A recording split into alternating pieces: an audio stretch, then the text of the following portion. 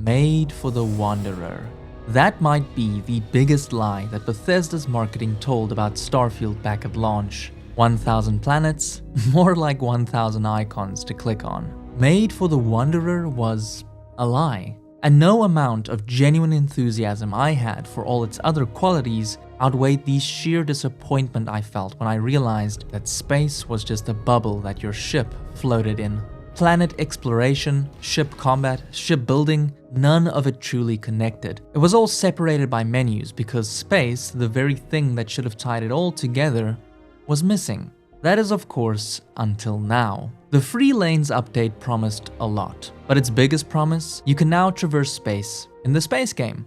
Was it the bare minimum? Sure, but it had my attention, enough to be willing to have my heart broken a second time. So I started a brand new save and spent over 50 hours re-experiencing Todd Howard's magnum opus with fully functioning space travel. And you know what? I think they may have just fixed Starfield's biggest problem. Well, kinda.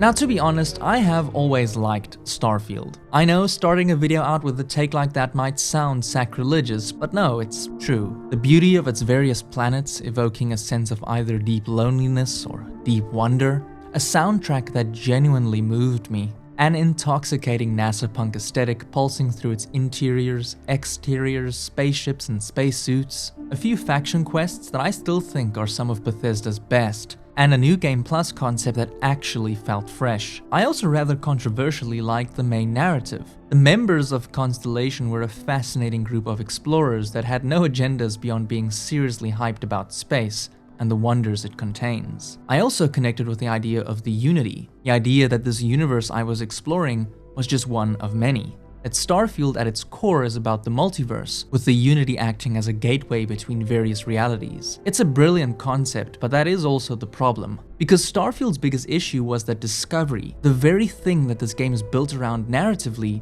was missing from its gameplay.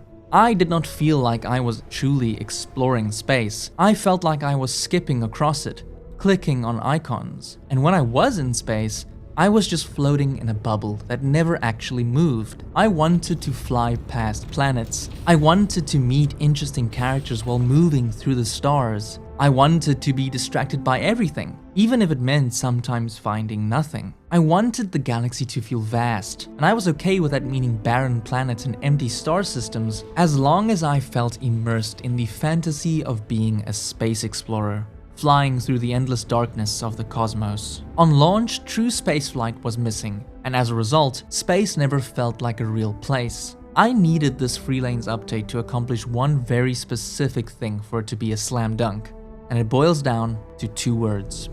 Yeah, you know, being alone in interstellar space, nothing but light years of black around you. Some people find that terrifying. I find it comfortable. It helps me bond with my shipmates.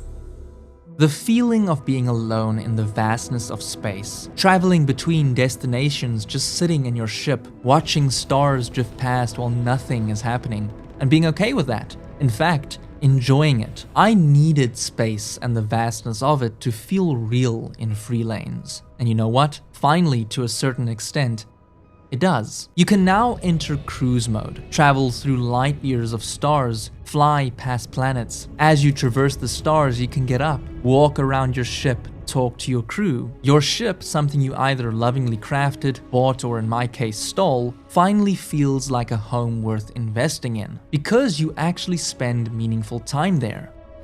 We'll pick this up later. Acknowledged. Beginning. Later. Timer.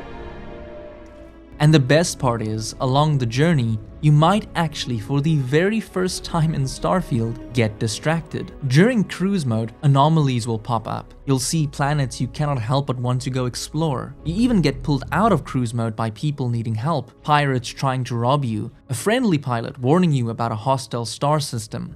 Just doing my daily paying it forward. Avoid the Altair system. Like big time. Space finally, for the first time, feels alive, reactive, busy, because as you traverse the stars in cruise mode, you can actually be pulled into a random event. And yes, these random occurrences did exist at launch, but before free lanes, you never stumbled into them naturally because space wasn't something you could travel through. Instead, you would load into a star system, and then almost like clockwork, random occurrences would happen, making them feel hollow and less real. Planet exploration, ship traversal, ship combat, ship building, and yes, even these random encounters. None of it felt connected or part of a larger whole. Space was that missing connective tissue, the thing that would have tied it all together and should have been there at launch. Before free lanes, you would land in a city like Aquila or Neon. Ships would take off, flying into the distance, and you would wonder, where are they going? What are they doing?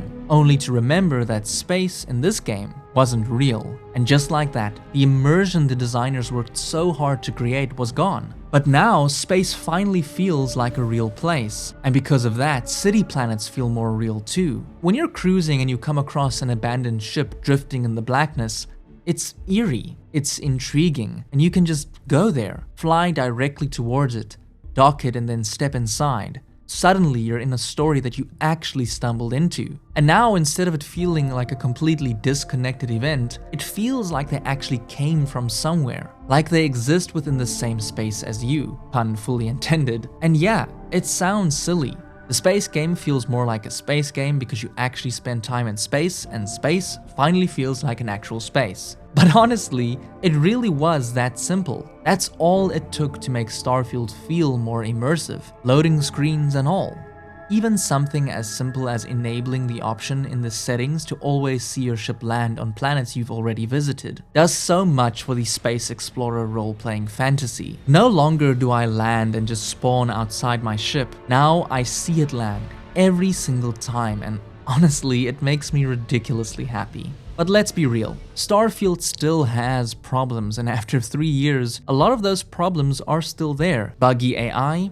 You bet your ass. Meaningless choice and consequence? Yeah, your actions still mostly affect nothing beyond the small bubble of whatever faction quest you're currently doing. The main missions still boil down to go somewhere, shoot something, come back, and loading screens, they are still there. Landing on a planet, entering a building, exiting your ship. Sure, they are fewer now thanks to free lanes, but they are still there. These are real flaws I cannot excuse, but at the same time, I will admit they don't bother me as much. It never really pulled me out of the experience seeing a loading screen when I enter a planet or travel to a completely different star system. What did bother me was the complete lack of true space traversal and exploration, and that they finally fixed. Well, sort of. Because you still cannot fly onto a planet. You can fly towards it now, but the moment you get close, you bounce off it like it's a giant balloon. So yeah, you still have to select the actual planet and land manually through a loading screen. And on top of that, free lanes still uses a form of hidden loading. When you enter or exit cruise mode,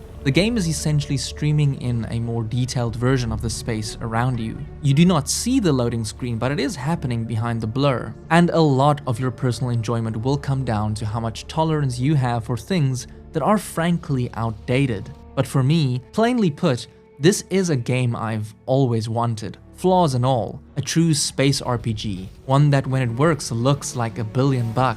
Endless, breathtaking vistas, the tactile analog feel of everything, the sounds of my ship, the lights flickering in the cockpit, the bounties I hunt for the Trackers Alliance, and a combat system that I genuinely enjoy. The random people I meet across the settled systems, and most importantly, traveling alone through the stars with nothing but my crew. Because now, thanks to free lanes, I can actually do that. I can feel it, the cozy isolation of the Ion Zur soundtrack blasting in my ears as I float through the darkness of space onto my next adventure. It's a vibe that I cannot help but love. And for all its flaws, after 3 whole years of waiting, got the one thing I've always wanted in Starfield. Well, kinda. If you enjoyed this mini investigation, consider leaving a like, as it really does help me. And subscribe if you'd enjoy a channel that, simply put, investigates some of your favorite games. And I'll see you in the next investigation. Thank you for watching.